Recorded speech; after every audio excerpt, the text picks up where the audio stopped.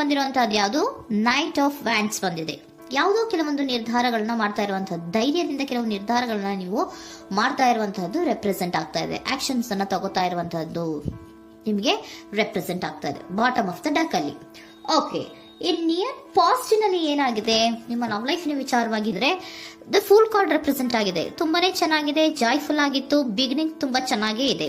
Card ಬಂದಿರುವಂತಹದ್ದೇನು? Wheel of fortune ಬಂದಿದೆ. So ನಿಮ್ಮ ಲವ್ ಲೈಫಿನ ವಿಚಾರವಾಗಿ ನೀವು ಕೆಲವೊಂದು ಬದಲಾವಣೆಗಳನ್ನ ನೀವು ಮಾಡ್ಕೊಂಡಿರುವಂತಹದ್ದು ಇಲ್ಲಿ ರೆಪ್ರೆಸೆಂಟ್ ಆಗ್ತಾ ಇದೆ. ಕ್ವೀನ್ ಆಫ್ ಕಪ್ಸ್ ಏನನ್ನ ರೆಪ್ರೆಸೆಂಟ್ ಮಾಡುತ್ತೆ? ಸೊ ಕ್ವೀನ್ ಆಫ್ ಕಪ್ಸ್ ನೀವು ಯಾಕೆ ಬದಲಾವಣೆಗಳನ್ನ ಮಾಡ್ಕೊಂಡಿದ್ದೀರಾ? ಕೆಲವೊಂದು ರೀತಿಯ ಸ್ಟೇಬಲ್ ಇರಬೇಕು, ಬಹಳ ಕೇರ್ ಅನ್ನ ಮಾಡ್ತಾ ಇರುವಂತಹದ್ದು, ಲವ್ ಲೈಫಿನ ವಿಚಾರವಾಗಿ ಬಹಳಷ್ಟು ಇಂಟ್ರೆಸ್ಟ್ ಅನ್ನ ತಗೊಂಡಿರುವಂತಹದ್ದು ನಿಯರ್ ಪಾಸ್ಟಿನಲ್ಲಿ ರೆಪ್ರೆಸೆಂಟ್ ಆಗ್ತಾ ಇದೆ. ಓಕೆ, ಎಟ್ ಪ್ರೆಸೆಂಟಿನಲ್ಲಿ ಯಾಕೋ ನಿಮ್ಮಲ್ಲಿ 2 ಆಪ್ಷನ್ಸ್ಗಳು ಇರುವಂತಹದ್ದು ರೆಪ್ರೆಸೆಂಟ್ ಆಗ್ತಾ ಇದೆ. ಯಾಕೋ 2 ಆಲೋಚನೆಗಳನ್ನ ನೀವು ಮಾಡ್ತಾ ಇರುವಂತಹದ್ದು ಅಟ್ ಪ್ರೆಸೆಂಟಿನಲ್ಲಿ ರೆಪ್ರೆಸೆಂಟ್ ಆಗ್ತಾ ಇದೆ. 2 ಆಯ್ಕೆಗಳು ನಿಮ್ಮಲ್ಲಿ ಇರುವಂತಹದ್ದು, 2 ಆಲೋಚನೆಗಳನ್ನ ಮಾಡ್ತಾ ಇರುವಂತಹದ್ದು, ಏನೋ ಒಂದು ರೀತಿಯ ಕನ್ಫ್ಯೂಷನ್ಸ್ ಅಲ್ಲಿ ಇರುವಂತಹದ್ದು ನಿಮ್ಮ ಲವ್ ಲೈಫ್ ನ ವಿಚಾರವಾಗಿ ರೆಪ್ರೆಸೆಂಟ್ ಆಗ್ತಾ ಇದೆ. ಓಕೆನಾ? ಸೆಕೆಂಡ್ ಕಾರ್ಡ್ ಯಾವ್ದು ಬಂದಿದೆ?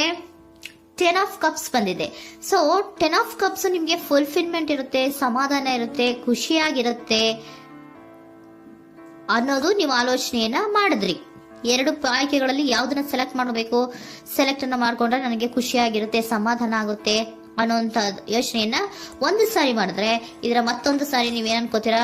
ಏನಾದ್ರು ನನಗೆ ಇದರಿಂದ ಮೋಸ ಆಗುತ್ತಾ, ಅಥವಾ ಇದರಿಂದ ನನಗೇನಾದ್ರು ತೊಂದರೆ ಆಗುತ್ತಾ, ನನ್ನನ್ನು ನಾನು ರಕ್ಷಣೆ ಮಾಡ್ಕೋಬೇಕಾಗತ್ತಾ ಅನ್ನೋಂತಹ ಆಲೋಚನೆಯನ್ನು ಕೂಡ ನೀವು ಮಾಡುವಂತದ್ದು ರೆಪ್ರೆಸೆಂಟ್ ಆಗ್ತಾ ಇದೆ. ಯಾಕೋ ನಿಮ್ಮಲ್ಲಿ ಸಮಾಧಾನ ಇಲ್ಲ, ಕನ್ಫ್ಯೂಷನ್ಸ್ ಇದೆ, 2 ಆಯ್ಕೆಗಳು, ಯಾವ ನಿರ್ಧಾರವನ್ನ ಮಾಡಬೇಕು ಗೊತ್ತಾಗ್ತಿಲ್ಲ.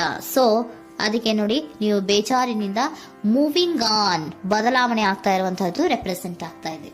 ಚೇಂಜಸ್ ಅನ್ನ ಮಾಡ್ಕೋತಾ ಇರುವಂತಹದ್ದು ಇಲ್ಲಿ ಪ್ರೆಸೆಂಟಿನಲ್ಲಿ ರೆಪ್ರೆಸೆಂಟ್ ಆಗ್ತಾ ಇದೆ. ಯಾಕೋ ಬೇಜಾರಿನಿಂದ ಕೆಲವೊಂದು ರೀತಿಯ ಬದಲಾವಣೆಗಳನ್ನ ನೀವು ಮಾಡ್ಕೋತಾ ಇರುವಂತಹದ್ದು 6 ಆಫ್ ಸೋರ್ಟ್ಸ್ ಅಲ್ಲಿ ರೆಪ್ರೆಸೆಂಟ್ ಆಗ್ತಾ ಇದೆ. ನೀವು ಈ 6 ಆಫ್ ಸೋರ್ಟ್ಸ್ ಮತ್ತೆ ಏನನ್ನ ರೆಪ್ರೆಸೆಂಟ್ ಮಾಡುತ್ತೆ ಅಂದ್ರೆ, ನಾನು ಲವ್ ಲೈಫಿನ ವಿಚಾರವಾಗಿ ಒಂದು ಬೆಟರ್ ಆಪ್ಷನ್ಸ್ ಅನ್ನ ಸೆಲೆಕ್ಟ್ ಮಾಡ್ಕೋಬೇಕು ಅನ್ನುವಂತಹ ಆಲೋಚನೆಯನ್ನ ಮಾಡ್ತಾ ಇರುವಂತಹದ್ದು ರೆಪ್ರೆಸೆಂಟ್ ಆಗ್ತಾ ಇದೆ. ಓಕೆನಾ? ನೀವೇನಂದ್ರೆ ಅಟ್ ಪ್ರೆಸೆಂಟಿನಲ್ಲಿ ನಿಮ್ಮ ಲವ್ ಲೈಫಿನ ವಿಚಾರವಾಗಿ ಬೆಟರ್ ಆಪ್ಷನ್ ಬಗ್ಗೆ ಯೋಚನೆಯನ್ನ ಮಾಡ್ತಾ ಇರುವಂತಹದ್ದು, ಅದರ ಬಗ್ಗೆ ಸ್ವಲ್ಪ ಕನ್ಫ್ಯೂಷನ್ ಅಲ್ಲಿ ಇರುವಂತಹದ್ದು ಅಟ್ ಪ್ರೆಸೆಂಟಿನಲ್ಲಿ ರೆಪ್ರೆಸೆಂಟ್ ಆಗ್ತಾ ಇದೆ. ಬಟ್ ನಿಯರ್ ಫ್ಯೂಚರಿನಲ್ಲಿ ಏನಿದೆ? 3 ಆಫ್ ಸೋರ್ಟ್ಸ್ ಇದೆ. ಕೆಲವೊಂದು ರೀತಿಯ ಬೇಜಾರುಗಳಿರುವಂತಹದ್ದು, ನೋವುಗಳಿರುವಂತಹದ್ದು, ಕೆಲವೊಬ್ರು ಅಳ್ತಾ ಇರುವಂತಹದ್ದು, ಭಾವನಾತ್ಮಕವಾಗಿ ತುಂಬಾ ಫೀಲ್ ಅನ್ನ ಮಾಡ್ತಾ ಇರುವಂತಹದ್ದು ನಿಮ್ಗೆ ರೆಪ್ರೆಸೆಂಟ್ ಆಗ್ತಾ ಇದೆ. ಯಾಕೆ ನಿಮಗೆ ಆ ತರ ಆಗತ್ತೆ ಅಂತ ಅಂದ್ರೆ, ಡೆವಿಲ್ ಕಾರ್ಡ್ ರೆಪ್ರೆಸೆಂಟ್ ಆಗಿದೆ. ಸೊ ಡೆವಿಲ್ ಕಾರ್ಡ್ ಏನನ್ನ ಹೇಳುತ್ತೆ? ಅಡಿಕ್ಷನ್ಸ್ ಅನ್ನ ಹೇಳುತ್ತೆ. ತುಂಬಾ ಯೋಚನೆಯನ್ನ ಮಾಡುವಂತಹದ್ದು, ಮೇಲಿಂದ ಮೇಲೆ ನೀವು ಒಂದನ್ನೇ ನೀವು ಯೋಚನೆ ಮಾಡ್ತಾ ಇದ್ರೆ ನಿಮ್ಗೆ ಅಲ್ಲಾಗುವಂತದ್ದೇನು? ನೋವುಗಳೇ ಅಲ್ಲಾಗುವಂತಹದ್ದು. ಸೊ ಯಾತಕ್ಕೆ ಅಂದ್ರೆ ನಿಮ್ಮಿಬ್ಬರ ಮಧ್ಯೆ ಕೆಲವೊಂದು ರೀತಿಯ ಘರ್ಷಣೆಗಳಿರುವಂತಹದ್ದು ರೆಪ್ರೆಸೆಂಟ್ ಆಗ್ತಾ ಇದೆ. ಕೆಲವೊಂದು ರೀತಿಯ ಮನಸ್ಸು ಒಂದೇ ತರ ಆಲೋಚನೆಯನ್ನ ಮಾಡ್ತಾ ಇಲ್ಲ. ಒಂದ್ಸರಿ ಆ ತರ ಯೋಚನೆ ಮಾಡ್ತೀರಾ, ಒಂದ್ಸರಿ ಈ ತರ ಯೋಚನೆ ಮಾಡ್ತೀರಾ, ಕನ್ಫ್ಯೂಷನ್ ಅಲ್ಲಿ ಇರ್ತೀರಾ, ಏನ್ ಮಾಡ್ಬೇಕು ಗೊತ್ತಾಗಲ್ಲ. ಸೊ ಅದಕ್ಕೆ ನಿಮ್ಗೆ ಬೇಜಾರು, ನೋವು ಇರೋಂಥದ್ದು. ಮತ್ತೆ ನೆಕ್ಸ್ಟ್ ಕಾರ್ಡ್ ಬಂದಿರುವಂತದ್ದೇನು? 5 ಆಫ್ ಪ್ಯಾಂಟಿಕಲ್ಸ್ ಬಂದಿದೆ. ಸೊ 5 ಆಫ್ ಪ್ಯಾಂಟಿಕಲ್ಸ್ ಏನು? ತುಂಬಾ ಇದು ಕೂಡ ತುಂಬಾ ಬೇಜಾರಿನಲ್ಲೇ ಇರುವಂತಹದ್ದು, ಫೀಲಿಂಗ್ ಲೆಫ್ಟ್ ಔಟ್ ಆಗ್ತಾ ಇರುವಂತಹದ್ದು, ರೀತಿಯ ಒಂದು ಬ್ಯಾಡ್ ಸಿಚುಯೇಷನ್ ಅಲ್ಲಿ ಇರುವಂತಹದ್ದು, ಅಂದ್ರೆ ಯಾವಾಗ್ಲೂ ನೋವು ಪಡ್ತಾ ಇರುವಂತಹದ್ದು, ಯಾವಾಗ್ಲೂ ಯೋಚನೆ ಮಾಡ್ತಾ ಇರುವಂತಹದ್ದು, ಇಮಿಡಿಯೇಟ್ ಫ್ಯೂಚರಿನಲ್ಲಿ ಈ ರೀತಿ ರೆಪ್ರೆಸೆಂಟ್ ಓಕೆನಾ? ಸೊ ದ ಮೂನ್ ಕಾರ್ಡ್ ಏನನ್ನ ರೆಪ್ರೆಸೆಂಟ್ ಮಾಡುತ್ತೆ ಅಂದ್ರೆ, ರಿಯಾಲಿಟಿಯ ಕಡೆಗೆ ಹೆಚ್ಚು ಗಮನ ಕೊಡದೇ ಇರುವಂತಹದನ್ನ ರೆಪ್ರೆಸೆಂಟ್ ಮಾಡುತ್ತೆ. ಓಕೆನಾ? ಇದಿಷ್ಟು ನಿಮ್ಮ love reading. Next angel guidance ನಿಮ್ಗೆ ಏನ್ ಕೊಡ್ತಾರೆ ಅನ್ನೋದನ್ನ ನೋಡೋಣ. ನೋ ಅನ್ನೋಂತ ಆನ್ಸರ್ ಅನ್ನ ಕೊಡ್ತಾ ಇದ್ದಾರೆ. So no, not the right time. ನೀವೇನು ಕೂಡ ಈ ಕನ್ಫ್ಯೂಷನ್ ಅಲ್ಲಿ ಇದ್ದಾಗ ಯಾವುದೇ ರೀತಿಯ ಡಿಸಿಷನ್ಸ್ ನ ಮಾಡೋದಕ್ಕೆ ಇದು ಕರೆಕ್ಟ್ ಆಗಿರುವಂತಹ ಟೈಮು ಅಲ್ಲ. Perfect timing. So perfect timing ಅನ್ನ ಬಂದಾಗ ನೀವು ಕೆಲವೊಂದು ರೀತಿಯ ಡಿಸಿಷನ್ಸ್ ಅನ್ನ ಮಾಡ್ಬೇಕಾಗತ್ತೆ. ಯಾವಾಗ ಅಂದ್ರೆ ನೀವು ಮನಸ್ಥಿತಿಯನ್ನ ನೀಟಾಗಿ ಇಟ್ಕೊಂಡಾಗ, ಕೆಲವೊಂದು ರೀತಿಯ ಕನ್ಫ್ಯೂಷನ್ಸ್ ಇಂದ ನೀವು ಆಚೆ ಬಂದಾಗ, ಯಾವಾಗ ನೀವು ಕ್ಲಿಯರ್ ಥಿಂಕಿಂಗ್ ಅನ್ನ ಮಾಡ್ತೀರಾ ಅದು ಪರ್ಫೆಕ್ಟ್ ಟೈಮಿಂಗ್. ಸೊ ಆಗ ನಿಮ್ಗೆ ಕೆಲವೊಂದು ರೀತಿಯ ಫರ್ಗಿವ್ನೆಸ್ ಅನ್ನೋದು ಇರುತ್ತೆ ಅನ್ನೋದನ್ನ ಏಂಜಲ್ ಗೈಡೆನ್ಸ್ ನಿಮ್ಗೆ ಹೇಳ್ತಾ ಇದ್ದಾರೆ. ಸೊ ಹಾಗಿದ್ರೆ ಸರೆಂಡರ್ ಕಾರ್ಡ್ಗಳು ನಿಮ್ಗೆ ಏನ್ ಹೇಳುತ್ತಾರೆ ಅನ್ನೋದನ್ನ ನೋಡೋಣ. Surrender to your soul path.